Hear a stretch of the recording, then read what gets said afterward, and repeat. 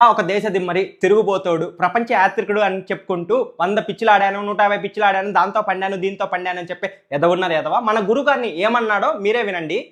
T shirt వేసేటువంటి అన్ని కనపడేలాగా పోయి దాని మీద నినాదం ఇంకా అవతల వాడు అలా అవుతాడు, 18 ఏళ్ళ వాడు 55 ఏళ్ళ వాడు మేము ఆగలేము. పంతులు గారు మేము ఒట్టకాలు కట్ చేసేస్తే ఆగుతారు మీరు. కట్ చేయాల్సింది నీకు రా, నీలాంటి లుచ్చాగాడికి. నువ్వు దేశాలు తిరిగి ఆ దేశం ఇంత బాగుంది అంత బాగుంది అని చెప్తే తప్పులేదు, కానీ ఆ దేశంలో ఈ పిచ్చిలాడాను ఆ పిచ్చిలాడాను అని చెప్పావు. ఒక పోలీస్ ఆఫీసర్తో బహిరంగంగా నువ్వేం చెప్తావు?